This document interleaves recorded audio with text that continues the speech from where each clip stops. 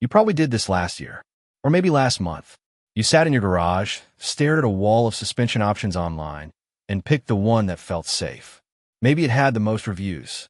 Maybe a forum thread told you it was the responsible choice. Maybe the price just felt right.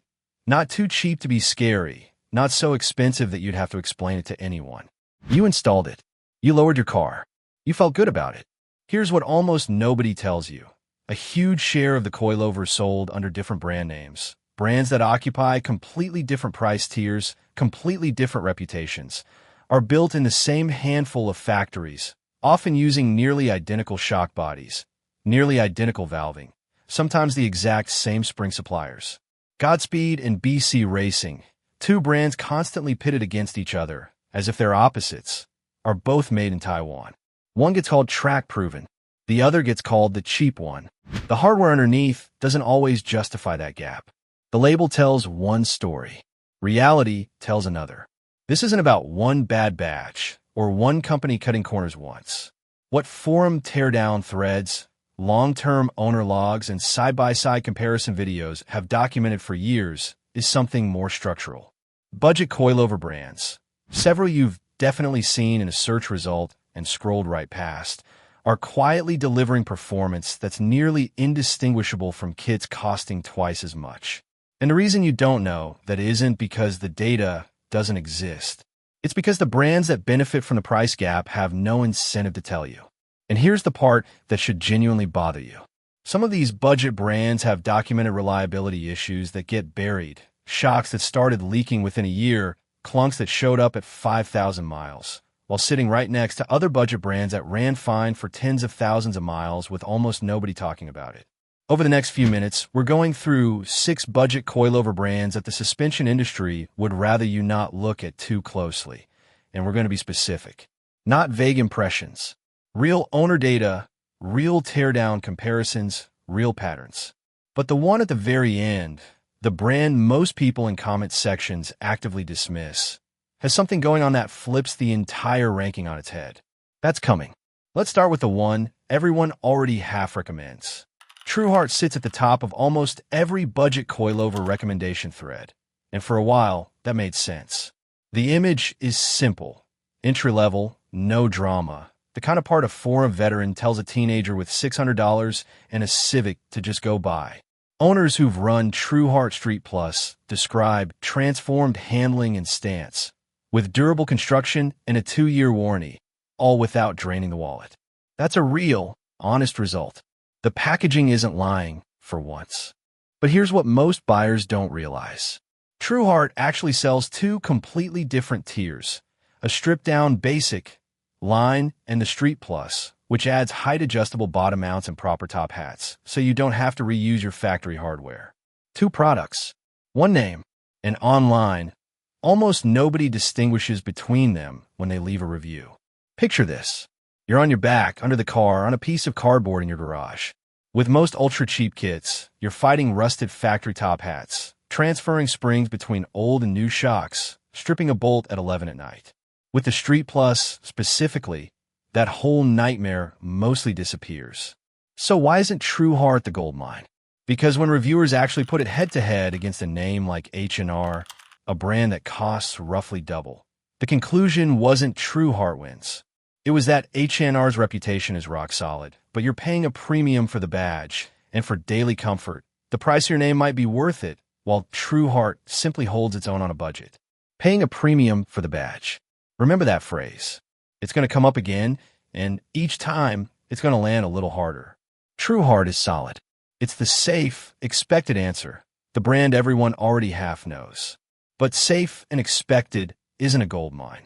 A gold mine is something people are sleeping on. Which brings us to Godspeed.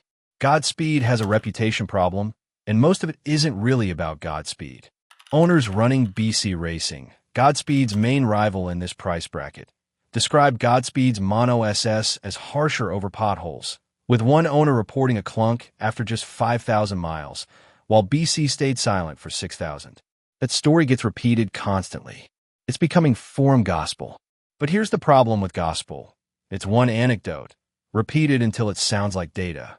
And in a separate teardown, Godspeed's Max line uses thicker top plates on the front coils, comes with rear strut mounts and adjustable end links included, at a price actually slightly below BC Racing's BR series, while being built in the same country by similar manufacturing standards.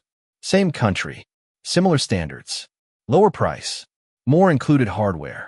And yet one of these two names gets treated online as the smart choice, and the other gets treated as the punchline.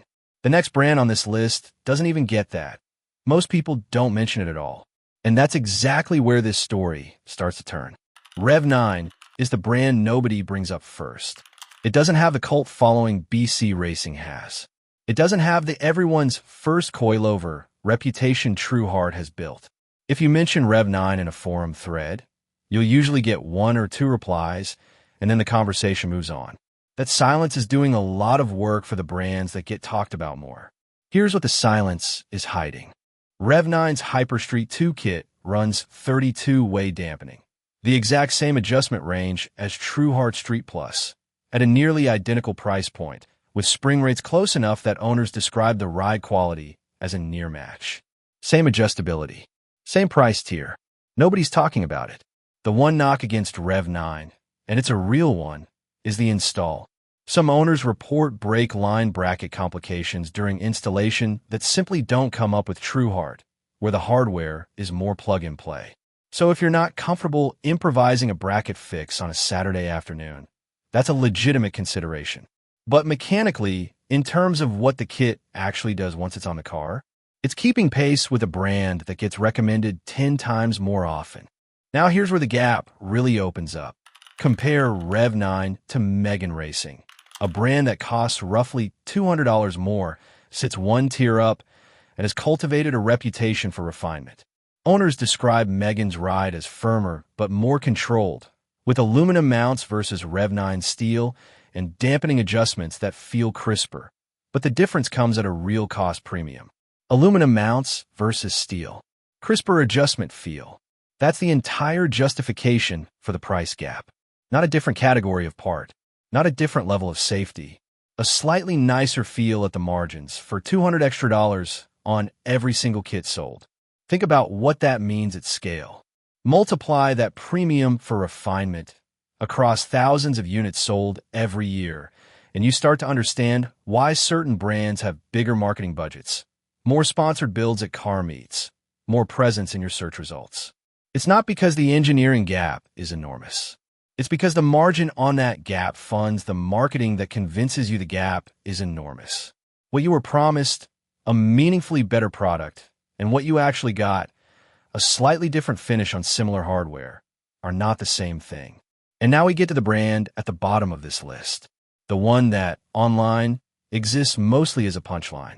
The one that test drivers describe in the same breath as dirt cheap, and every crack in the road jolted me.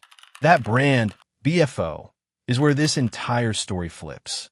Because the cheapest, most mocked name on this list has something the others don't. BFO, the brand even bargain hunters make fun of.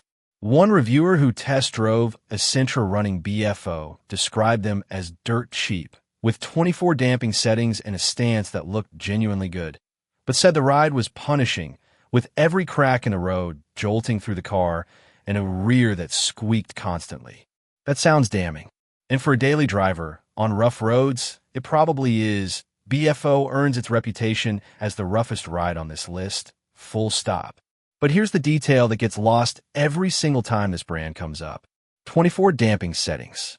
On a kit that costs less than almost anything else in this conversation. That's not a stripped-down part pretending to be adjustable.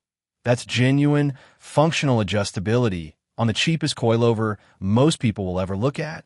So picture this, a car that's rough on the street, but with the dampers cranked towards stiff, suddenly makes sense on an autocross course or a track day, where punishing on potholes stops being a flaw and starts being exactly what you want. The same part that gets mocked as a daily driver becomes, for a very specific buyer, the cheapest way into real adjustable suspension, period.